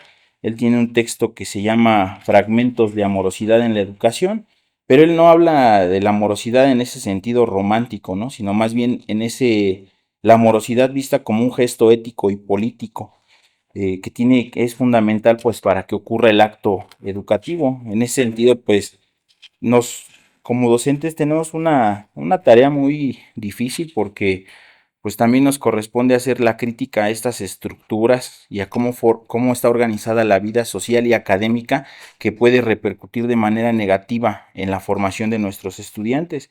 Y en esa reflexión, pues nos compete también ir buscando las estrategias para generar cambios con la finalidad de que estar en el aula sea un espacio agradable, no en el sentido de agradable de, porque el profe me deja echar relajo y no me da la clase, no en ese sentido, sino que en el sentido de esa misma formación académica, pues ese espacio sea un espacio en el que tú quieras estar, en el que te intereses por los contenidos, por las tareas.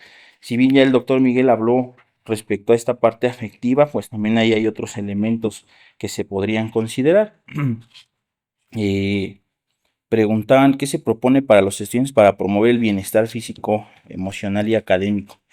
Fíjense que yo algo que siempre me he preguntado es si sabemos que, por ejemplo, para nuestra consolidación, en nuestro bienestar y la salud, requerimos hacer ejercicio, porque en las escuelas solamente tienen, por ejemplo, 1 hora de actividad física a la semana.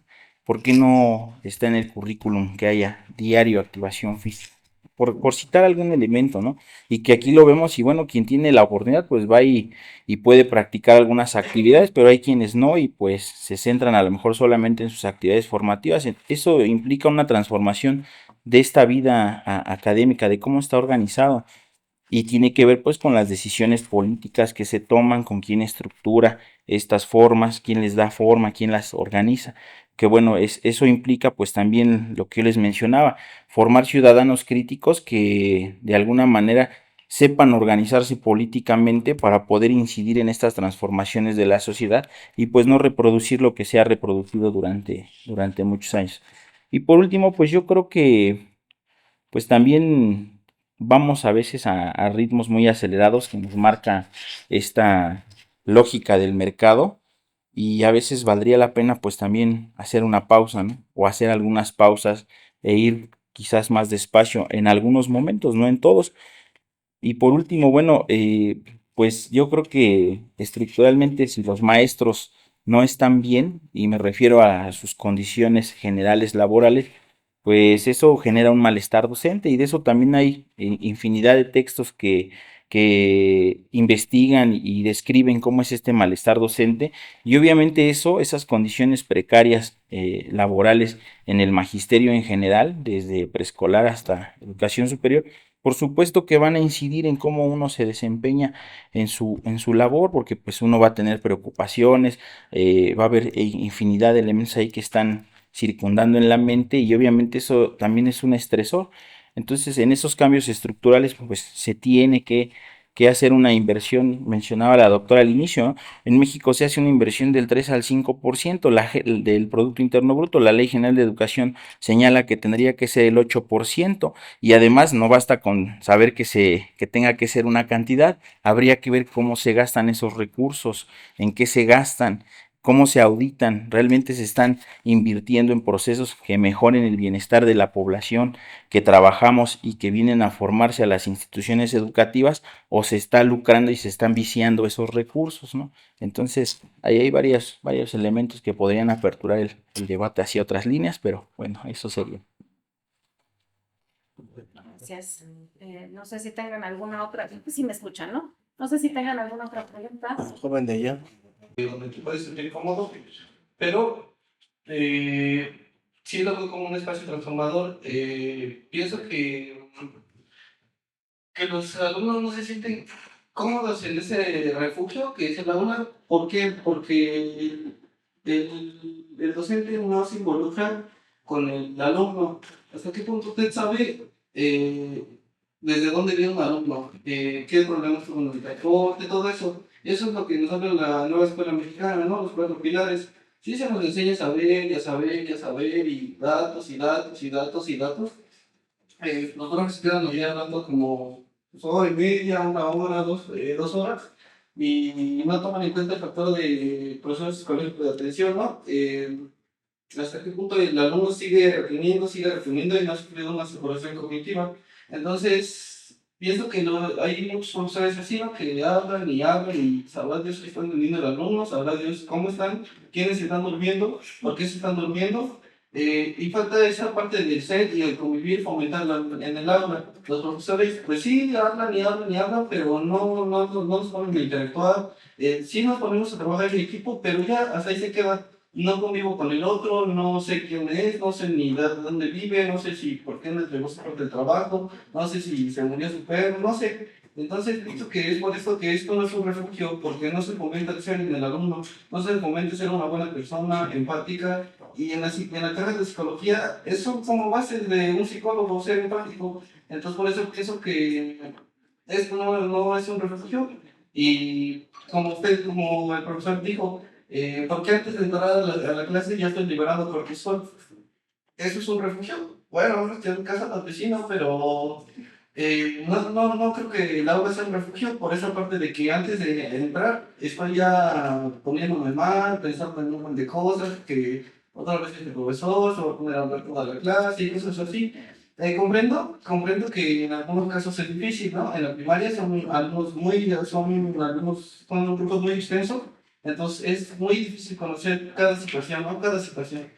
En este caso, en cursos son grupos muy extensos, entonces lo que no permite adecuar tus actividades hacia cada alumno, pero pues cursos solo es una vez a la semana, entonces seminario de investigación, sí se prestan más, se hace apertura para seguir pues conociendo al alumno, ¿no? Saber sus limitaciones, sus fortalezas y cosas así. Entonces, por eso pienso que esto no es un refugio. Muy bien, la mesa me gustó mucho, muy redondita, desde los datos que nos proporcionó la doctora Sujei, que son impresionantes y son en otro sentido, porque siempre damos datos de lo que estamos mal, que es de muchas cosas, ¿no?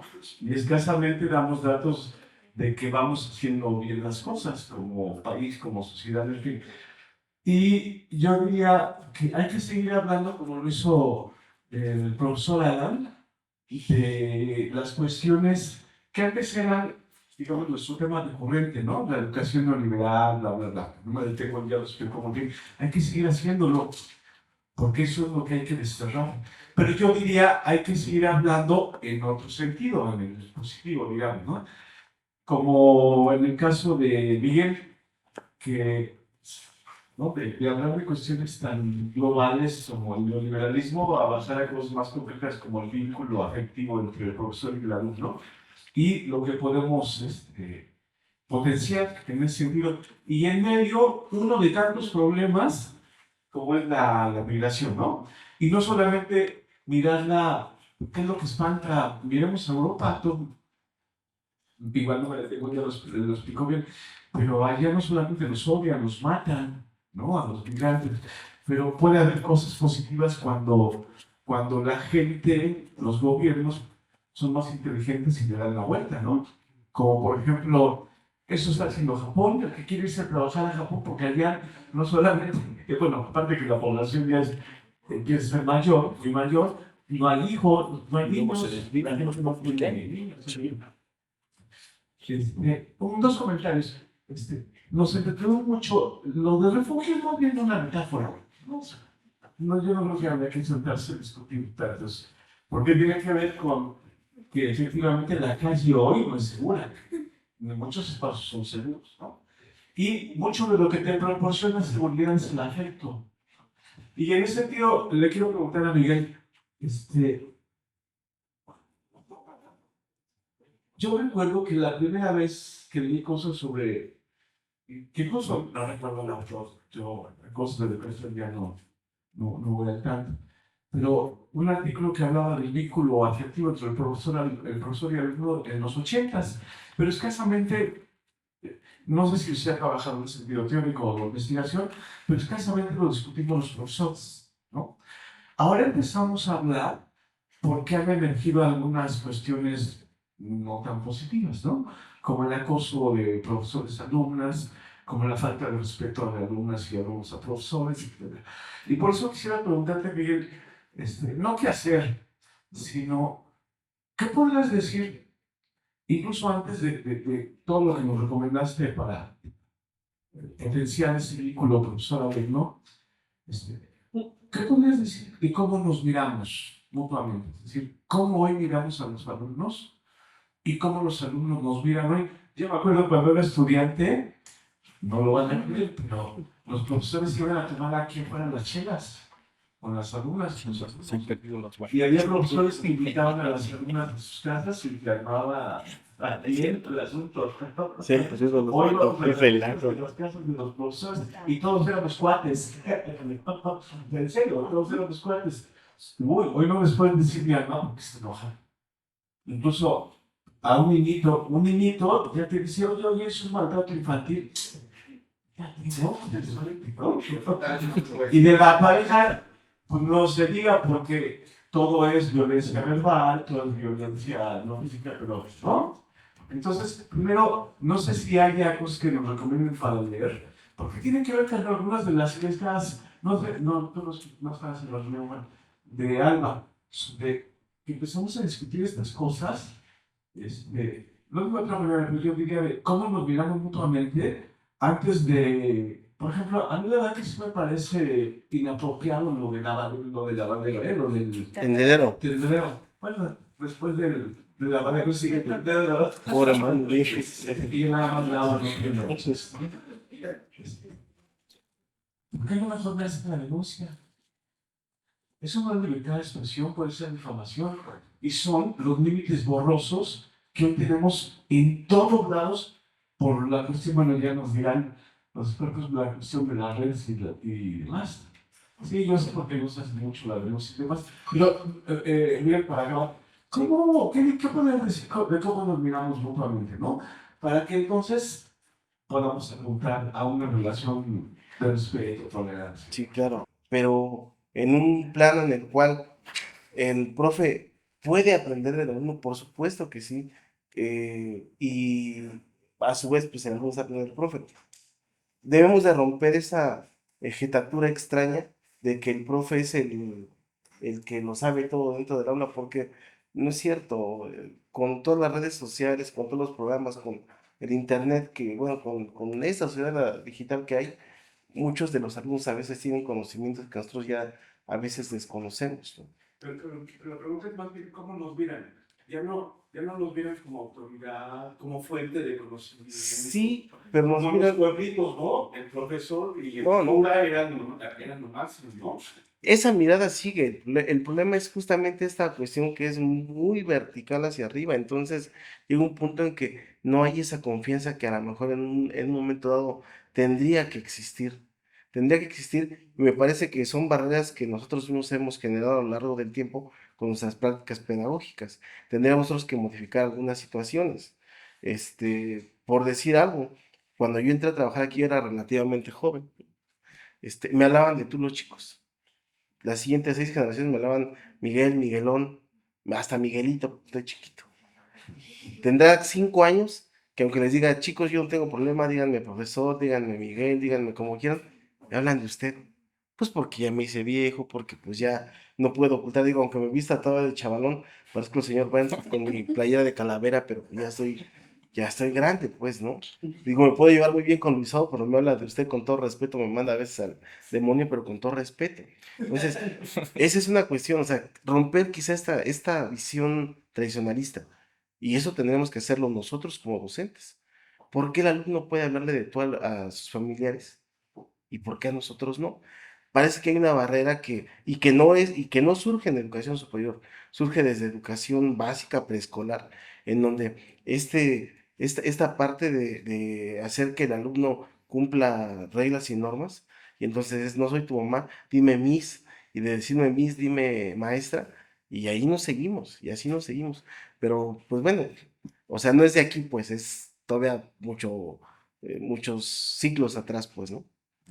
Ok, se nos acaba el tiempo. Antes de cerrar, me gustaría decir que creo que estas mesas son fundamentales porque nos damos cuenta de la complejidad de los elementos con los que trabajamos, ¿no? Los fenómenos como la educación o el bienestar, que de repente tendemos a trivializar, ¿no? A mí me da mucha curiosidad cómo en el gobierno actual creo que se ha trivializado esta palabra del bienestar, en donde todo es bienestar, ¿no? Salud, bienestar, chocolate, bienestar, las tablas del bienestar. Y entonces de repente estamos trivializando un fenómeno psicológico muy complejo, ¿no? Que no tiene nada que ver con repartir dinero o con repartir despensas. Y así como el bienestar, la educación. Entonces les invito a que repensemos, ¿no? Estos fenómenos con los que trabajamos en nuestra cotidianidad y le demos el peso tanto psicológico como científico y de trabajo de investigación que merecen, ¿no? En las presentaciones que nos estaban dando sus puntos de vista, sus opiniones, sus posturas respecto a estas temáticas y que dejemos de trivializar estos conceptos que merece la pena que los trabajemos a mayor profundidad. Agradezco a los ponentes por sus presentaciones del día de hoy y a ustedes por estas reflexiones y estos comentarios que siempre nos hacen crecer. Muchísimas gracias. Nos vemos en la siguiente mesa temática.